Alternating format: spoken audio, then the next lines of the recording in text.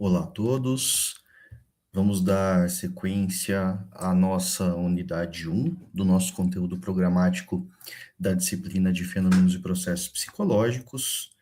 Na aula de hoje, nós vamos prosseguir com o tema Desenvolvimento Humano como Fenômeno Multideterminado, ok? Bom, pessoal, hoje a gente vai falar um pouquinho de outro autor representativo nesse contexto do desenvolvimento humano, um autor que vai trazer um enfoque interacionista para esse campo de estudo. Nós estamos falando aí do Lev Vygotsky. Ele é um autor bielorrusso, tá? Com relação aos principais pontos aí importantes, e que eu vou explicar cada um deles de forma mais aprofundada durante a aula, nós temos, através dessa perspectiva teórica, o conceito do materialismo histórico dialético como uma alternativa, né, quando a gente vai pensar nas possibilidades de interpretação aí desse campo de estudo, que é o desenvolvimento humano. A gente tem um contexto, né, histórico de conflitos aí entre teorias idealistas e mecanicistas, então teorias que estavam muito relacionadas ao campo da mente e todo esse aparato metafísico, e a gente também tem, em contrapartida, um conjunto de teorias mecanicistas que enxergava o homem como uma máquina, certo? Então, no meio, né, desse conflito aí, surge esse enfoque interacionista do desenvolvimento humano. Esse enfoque é importante a gente salientar que ele foi importante nas questões aí de pensamento e linguagem, para compreender esses conceitos, né, para a gente compreender propriamente o conceito de desenvolvimento humano.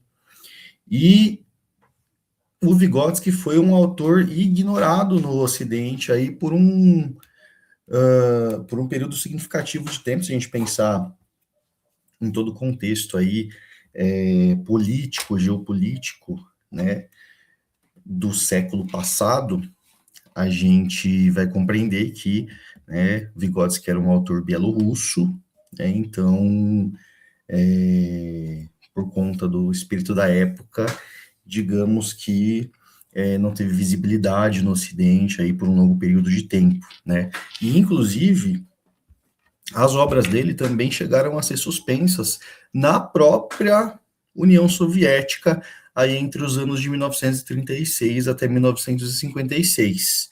Né? E aí a gente deve considerar que atualmente é um dos autores aí mais mencionados, né, dentro desse campo de estudo e valorizado de forma significativa no mundo todo. Agora, considerando aí os paradigmas que eu falei para vocês, né? Então, a gente tem o surgimento do materialismo histórico dialético como uma perspectiva de interpretação, né? De todos esses fenômenos que estão relacionados aí ao campo do desenvolvimento humano. E essa perspectiva, ela vai representar uma análise sobre as relações que o sujeito estabelece, né, com os processos sociais, com a história, né? Então, a análise é exatamente a respeito da relação entre indivíduo e processos sociais. Né? Então, a análise dessas relações vai dar origem a essa visão, né, materialista histórico-dialética. Depois a gente tem as duas visões de mundo aí que estavam conflitantes, né, considerando esse contexto histórico, que seria a concepção idealista, né, então aí a gente vai considerar essa concepção como aquelas crenças mais metafísicas, né, que estão relacionadas ao conceito de mente aí, e construções outras derivadas, né, dessas premissas, como fundamentais aí para a compreensão da nossa experiência humana. E aí a gente, em contrapartida, tem as concepções aí mecanicistas. A gente falou bastante dessas concepções quando a gente estava estudando história da psicologia, né, daquele conceito de Zeitgeist, que seria o espírito da época. A gente teve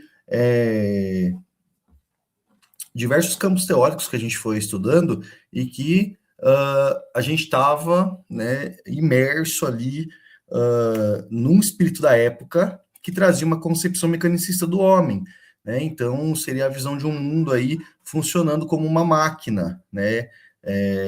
E do próprio homem funcionando como uma máquina, né? Baseado sempre aí numa lógica de princípios fundamentais.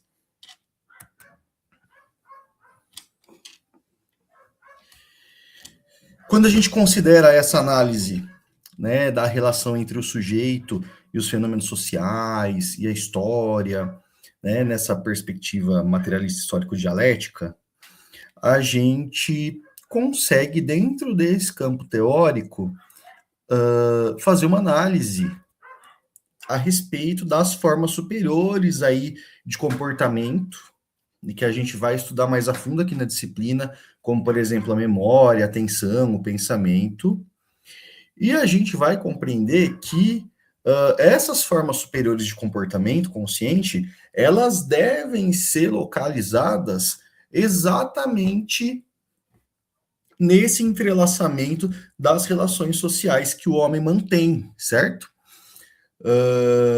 Considerando que o homem age sobre o mundo aí e através das relações sociais a gente tem transformação aí de ações em processos internos que vão originar essas formas superiores de comportamento consciente, né, que seriam memória, atenção, pensamento, enfim, e esses conceitos a gente vai estudar mais a fundo aqui na disciplina mais adiante.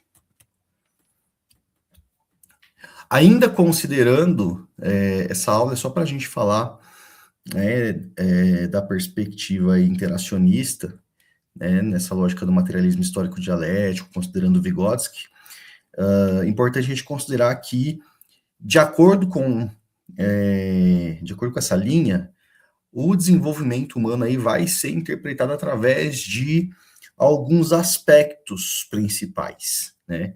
E o primeiro deles seria o aspecto instrumental, né, que vai estar relacionado às características aí mediadoras dos processos psicológicos, né, e a forma como a gente modifica o mundo e nessa relação também acaba sendo modificado por ele.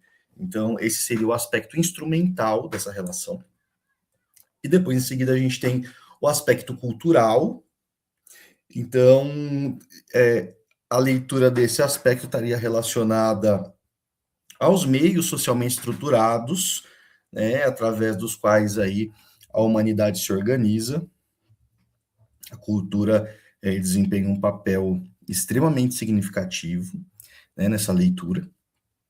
E a gente também tem o aspecto histórico, né, que está muito próximo do cultural, um é atravessado pelo outro o tempo todo, né, e aí no aspecto histórico a gente vai considerar, obviamente, as criações, as modificações aí da sociedade ao longo da nossa história. Então, através dessa leitura, a gente consideraria que inicialmente o ser humano seria dominado aí principalmente por aspectos biológicos, né, mas em contato com esses aspectos aí do desenvolvimento, o instrumental, o cultural, o histórico, a gente desenvolve as nossas funções psicológicas superiores, que seriam pensamento, linguagem, memória, atenção, ok? Bom, pessoal, vou aproveitar para fazer a correção da atividade da aula passada, certo? Então, a questão era a respeito aí de aspectos do desenvolvimento humano também. Então, de acordo com o Bock, 2008, para efeito de estudo, o desenvolvimento humano costuma ser analisado a partir de 4 aspectos básicos. E aí, qual alternativa apresentaria corretamente esses aspectos? Então, a gente tinha aí a alternativa A, afetiva, educacional, motor e cultural. Alternativa B, cognitiva, emocional, social e educacional. Alternativa C, físico-motor, intelectual, afetivo, emocional e social. Alternativa D, biológico, cognitivo, pedagógico e cultural. Então, de acordo com o conteúdo da nossa aula passada, se a gente voltar lá, a gente vai ver que está bem destacado lá na nossa aula, inclusive, né, que a alternativa correta seria a letra C, né? Então, aspecto aí físico-motor, intelectual, afetivo, emocional e social, certo, pessoal? Lembrando que lá no AVA, muitas vezes, quando a questão for apresentada para vocês, a ordem dessas alternativas aí pode estar diferente do que eu estou mostrando aqui, então considerem aí o aspecto qualitativo da resposta, tá certo? Bom, a referência da nossa aula de hoje ainda é o livro Psicologias, uma introdução ao estudo da psicologia da Ana Bock. Está disponível para vocês no ambiente virtual da disciplina. As páginas aí 116 até a 131, lá no capítulo 8. Ok, pessoal? Eu agradeço a todos, desejo uma ótima semana e bons estudos.